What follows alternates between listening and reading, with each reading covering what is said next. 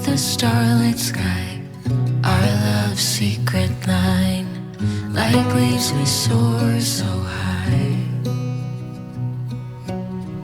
Beneath the moonlight, soft touch your hand in mine. Сегодня предлагаю вместе со мной сшить вот такой кружевной воротничок с вышивкой. Воротничок безразмерный, регулируется на завязках спереди. Можно сшить с рюшей или без. Вышивка спереди, также сзади. Воротничок получается очень нарядный, носить его можно водолазками, толстовками, свитерами, также с блузками, платьями. Воротничок сшит из льна средней плотности, и я рекомендую именно эту ткань, потому как на ней очень легко вышивать. То, что касается подклада. Подклад можно сделать точно такой же, как и основную часть из льна. Можно сделать ее из хлопка, как сделала я. Мне понравился такой вариант, потому что хлопок имеет более плотное переплетение и не видно на изнаночной стороне вышивки. Лен все-таки более прозрачный, и на изнанке будет здесь видно. То, что касается рюши. Рюшу можно сделать, опять же, из основной ткани, то есть льна. Можно сделать ее из батиста или использовать уже готовое шитье, как сделала это я. Я использовала вот такую тесьму батистовую с вышивкой, которую не нужно заранее выкраивать, а достаточно просто обрезать край и пришить готовую. Такую тесьму берите с запасом, потому что у меня здесь в каком-то месте оказался брак. Довольно сложно подобрать вот эти молочные оттенки тон в тон, потому что первое кружево, которое я купила, оно было более каким-то белым и отдавало в синий, поэтому я его потом заменила. Если вы заранее покупаете где-то в интернет-магазине и не знаете, подойдет ли или нет, нужно взять, наверное, несколько все-таки вариантов, либо просто самостоятельно сделать рюшу из батиста, выкроив полоску и обработав край. Завязки. Завязки можно выполнить из любой ткани, какой вы хотите. Я делала это из батиста. Батист очень тонкий, и завязки получаются легкими, пластичными. Ими очень легко пользоваться. Хорошо завязывается бантик. Можно не выкраивать завязки, можно просто взять бархатную ленту, репсовую ленту или вот такой еще витой хлопковый шнурок. То, что касается вышивки. Вышивку на светлый лен переводить очень легко, и можно воспользоваться любым из вариантов. Пировальной бумагой на просвет. Я использовала флизелин для вышивки. Я распечатала шаблон на домашнем принтере и потом приклеила в те места, где это необходимо. И еще, если вы используете натуральные материалы, такие как лен, то помните, что лен дает усадку. Поэтому перед тем, как выполнять вышивку, обязательно замочите лен в теплой воде, либо постирайте, чтобы потом выкройка у вас не съехала после того, как вы будете смывать флизелин или убирать разметку. Когда вы сделаете рюшу и будете ее распределять и закалывать булавками по воротничку, обязательно сделайте вот в этих местах запас больше, чем по всему контуру, потому что здесь идет острый угол, и кружева здесь нужно больше, чтобы оно равномерно потом распределилось.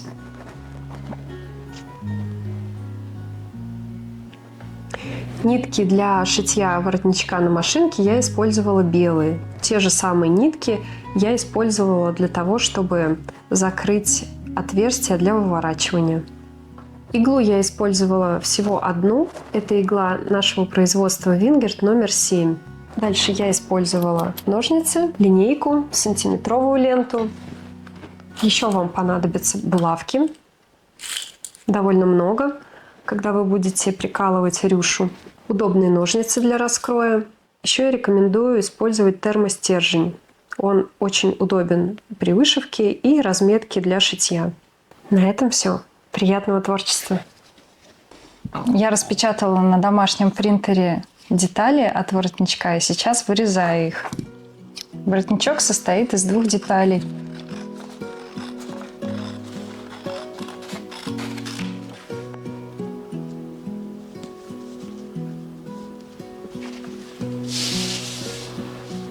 Выкройка готова, можно ее переносить на ткань.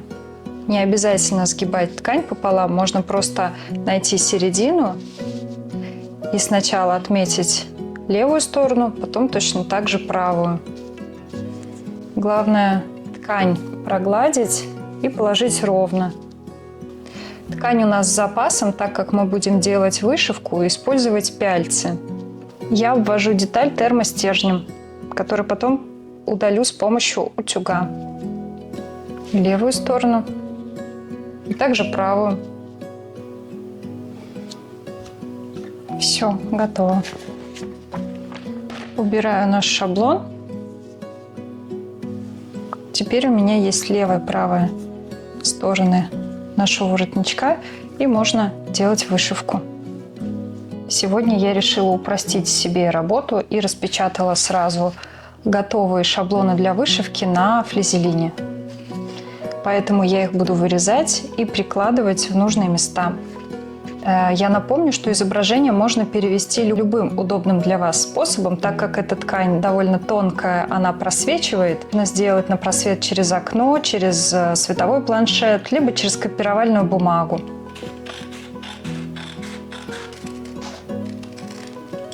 У меня получилась левая деталь, правая и еще один шаблон, который я буду использовать для задней стороны воротничка, вот здесь.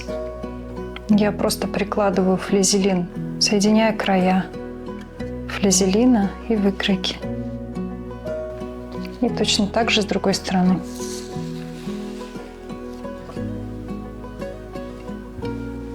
Флизелин хорошо приклеился, теперь я перехожу к задней стороне. Нужно отметить где-то около 2 сантиметров от края. Вкладываю, смотрю, чтобы центр бантика сошелся с центральной линии воротничка. Вот так я буду приклеивать. Все готово. Теперь можно приступать к вышивке. Пяльцы я буду использовать 25 сантиметров. Сначала я вышью одну сторону, затем другую, и в самом конце вот эту заднюю часть.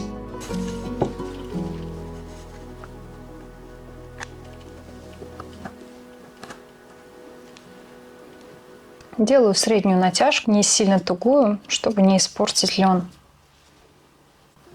Смотрю, чтобы ткань равномерно натягивалась со всех сторон, чтобы не было никаких перекосов. Сейчас покажу схематично, как вышивать вот этот большой цветок.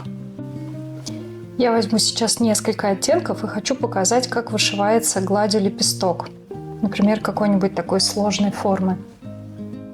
Нужно будет этот лепесток разделить на 3 части. Если вы будете использовать инструкцию к данной схеме, то вы можете открыть страницу, на которой уже есть разметка. Мы начнем с первого ряда, который ближе всего к краю. Стежки гладью мы будем делать от центра к краю в эту сторону и в другую. Нужно будет попеременно делать длинный стежок и короткий. Длинный и короткий, немного заходя на следующий ряд. Второй ряд мы точно так же начинаем двигаться от центра к краю, немного заходя на первый ряд, делая длинный стежок и короткий. Длинный, короткий, длинный, короткий, длинный, короткий, немного заходя на предыдущий ряд. Таким образом можно делать градиент, например, от молочного к розовому или от более светлого оттенка к более темному. Мулине состоит из 6 нитей. Мне сейчас нужно будет 2. Я продеваю нить в иголку, но делаю я это наоборот, не нить в иголку, а как бы иглу на нить, чтобы видно было самый краешек. И продеваю иглу, так гораздо проще. Я не буду делать узелок, я сделаю несколько микрозакрепок. Придерживаю кончик нити и делаю 2-3 микростежка.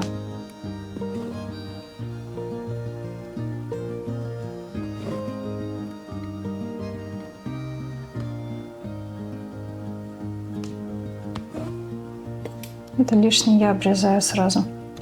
Мы начинаем вот с этого ряда, который ближе всего к краю, и двигаемся от центра к краям лепестка с одной стороны и с другой. Я буду делать короткие и длинные стежки.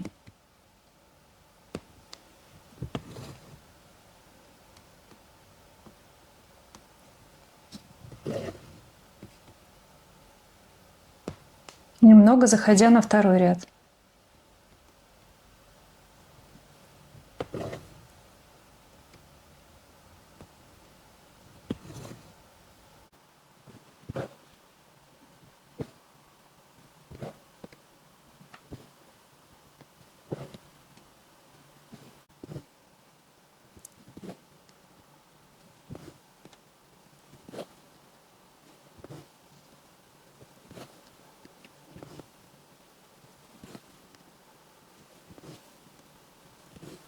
Точно так же я двигаюсь к другому краю.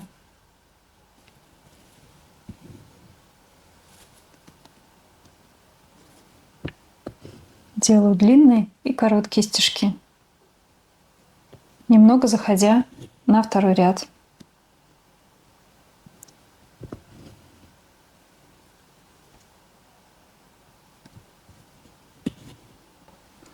После этого можно переходить ко второму, к следующему ряду. Точно так же делать длинные стежки и короткие, немного заходя на первый ряд и на третий.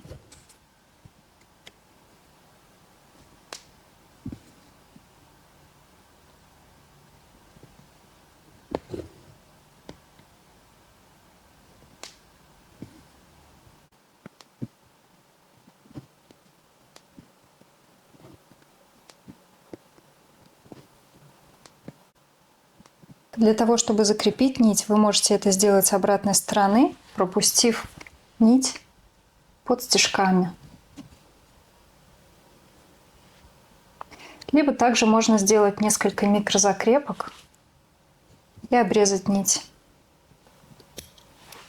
Остался последний, третий ряд.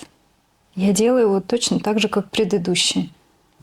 Начинаю от центра и заполняю его короткими и длинными стежками.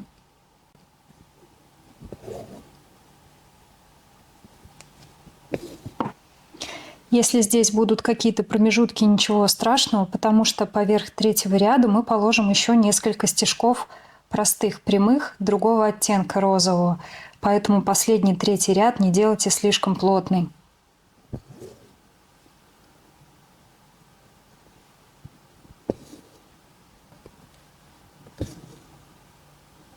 Затем я перехожу к другому цвету, к розовому, и буду делать простые стежки по всей окружности третьего ряда. Точно так же комбинирую длинный стежок и короткий.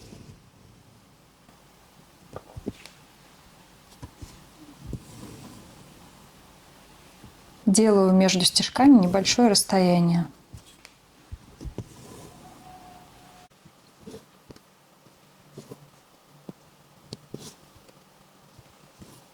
И теперь мы переходим к французским узелкам.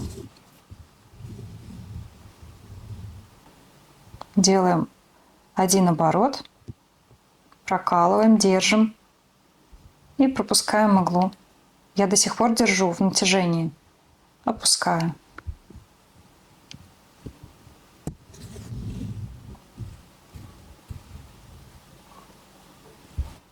Делаю один оборот. Делаю прокол, держу нить, опускаю.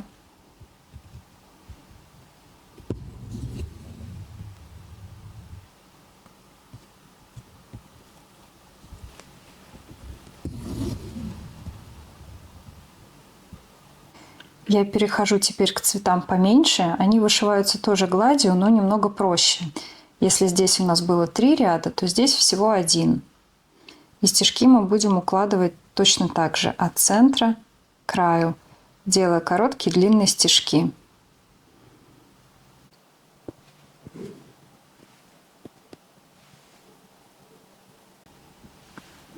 Самое главное здесь просто четко попадать вот в этот внешний контур и делать стежки близко друг к другу. Те стежки, которые я делаю первые, я не дохожу до центра где-то 2 миллиметра. чтобы потом была возможность положить еще верхние стежки, которые закроют эти и добавят объема лепестку. Они как раз будут делаться во всю длину.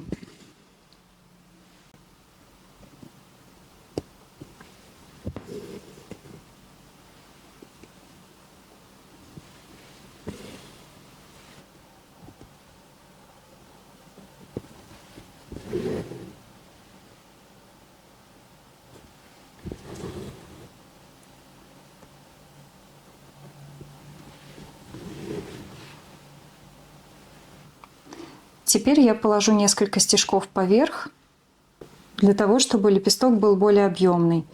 И для того, чтобы закрыть возможные здесь участки, которые я не закрыла.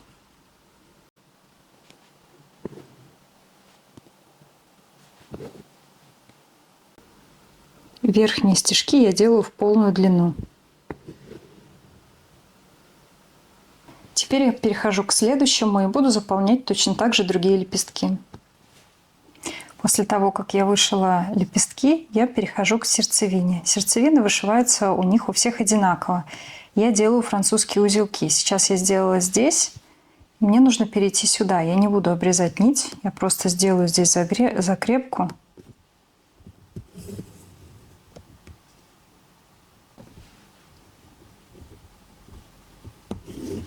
Которая потом скроется под стежками. И перейду сюда.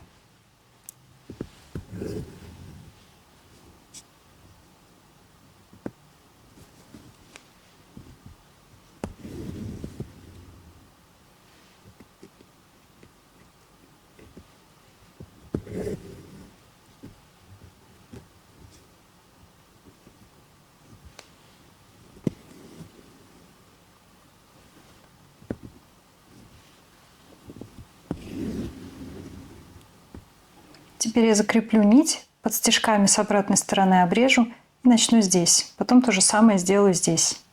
Я перехожу к еще одному цветку, который нужно вышить гладью. Он вышивается точно так же, как и предыдущие. Здесь будет один лепесток верхний и второй нижний. Я буду делать стежки во всю длину. Если лепесток сильно изгибается, то можно немножко отступить, сделать стежок, а потом заполнить это пространство. Либо заранее разметить термостержнем, чтобы вам было удобно делать направление. Чтобы не было так, что вы здесь делаете прямые, прямые, прямые, а здесь не осталось места для того, чтобы повернуть.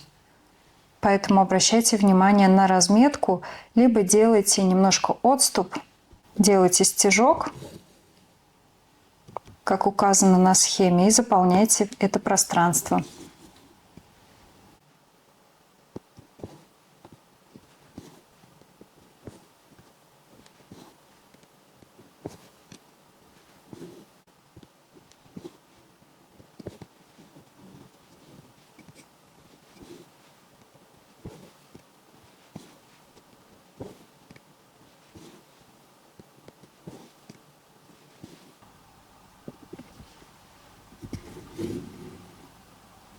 И затем французские узелки.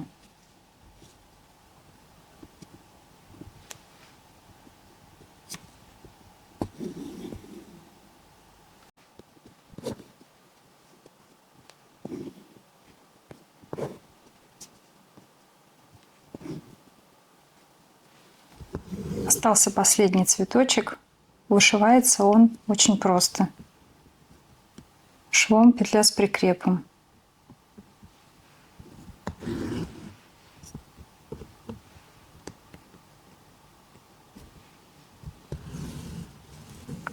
Такой шов очень хорошо подходит, если вы вышиваете на свитере.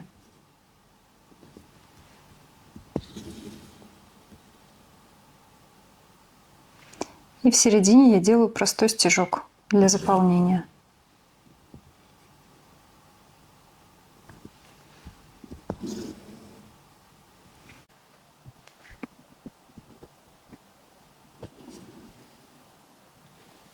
Этим же способом, как я вышивала предыдущий цветок, я буду вышивать все бутоны.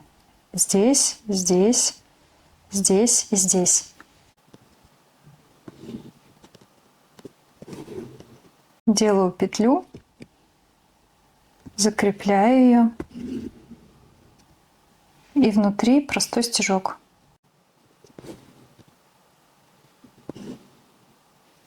Теперь переходим к листьям. Листья здесь все разного размера, но вышиваются они все одинаково. С чего начинается вышивка? Вышивка всегда начинается у вершины и делается первый стежок. Первый стежок вдоль центральной линии, самый длинный, миллиметров 7. А затем боковые стежки. Сначала нужно вышить вот этот треугольник. Здесь все стежки будут сходиться в одной точке. А потом мы будем делать стежки косой глади вдоль всего листочка. Я вывожу нить на лицевую сторону, делаю первый стежок вдоль центральной линии, миллиметров 7. Теперь я делаю такие же прямые стежки по бокам от центрального стежка. Когда здесь все закончено, можно переходить к косой глади.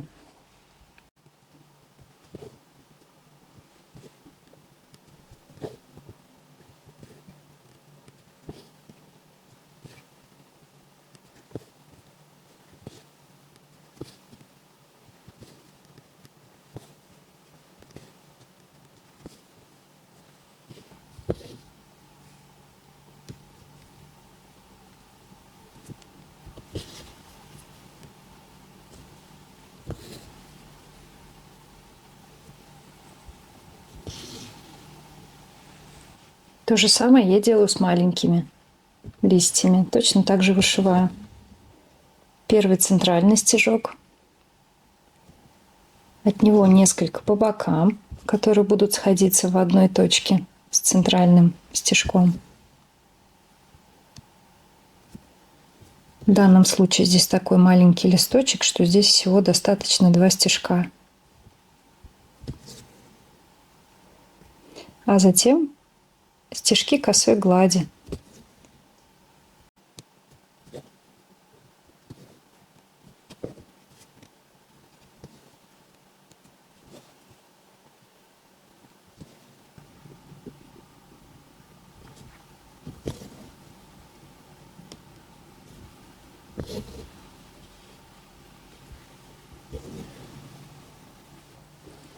После этого перехожу к веточкам.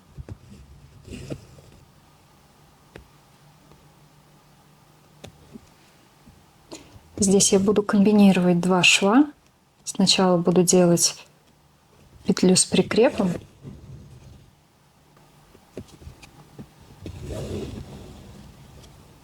А затем сразу стебельчатый шов.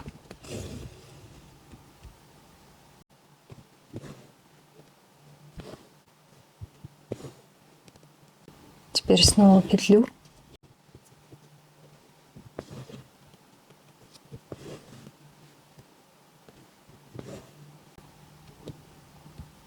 И продолжу стебельчатый шов.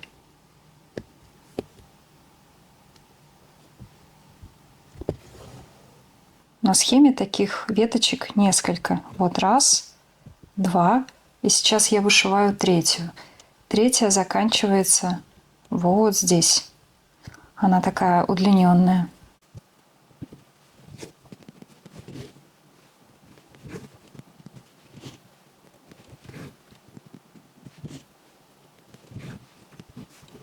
Теперь осталось вышить остальные веточки. Все они вышиваются одним и тем же цветом, стебельчатым швом. Там, где листья, я буду заходить поверх и начинать где-то чуть ниже, где мы делали с вами вот эти стежки треугольника, где сходились стежки в одной точке. Вот от этой точки немножко ниже на 2-3 миллиметра. И буду начинать так и двигаться к центральной ветке и так далее.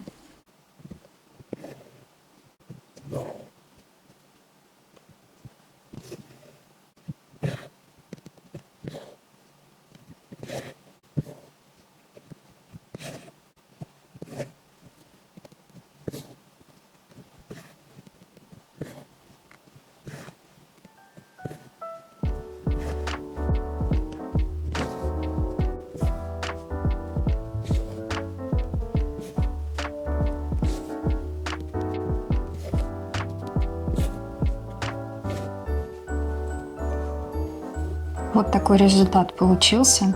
Я уже, как видите, вышила левую и правую сторону. Теперь я уберу пяльцы. Я еще не обметала по краю нашу деталь. Это нужно будет обязательно сделать, чтобы не потерять потом разметку, потому что я делала ее тепловым стержнем. Я закончу третью часть, заднюю, и тогда обметаю. Говорю об этом, чтобы просто вы не забыли. Теперь я запялю вот эту часть, третью, и буду вышивать. Здесь все элементы точно такие же, как и спереди. Единственное, я хочу показать, как вышивать вот этот бантик. Вышивать мы будем его гладью. Вышивку задней части воротничка мы начнем с вышивки ленты. Я хочу обратить ваше внимание, что лента идет не одной полоской, а она разделена на сегменты. 1, 2, 3. Точно так же эта часть. И нижние ленточки. 1 сегмент, 2 и вот этот. У меня в руках термостержень, и я хочу сделать для себя разметку. Я делаю вот такие небольшие отрезки, примерно каждый сантиметр. Я вывожу нить на лицевую сторону и буду делать первые стежки в направлении к центру. Я делаю длинный стежок, затем короткий.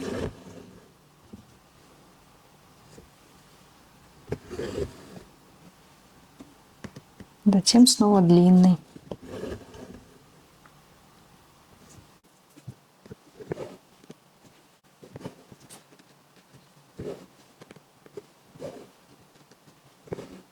Теперь я продолжаю делать короткие длинные стежки уже в новом ряду.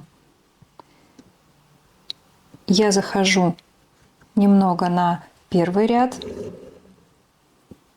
и точно так же делаю длинный и рядом короткий.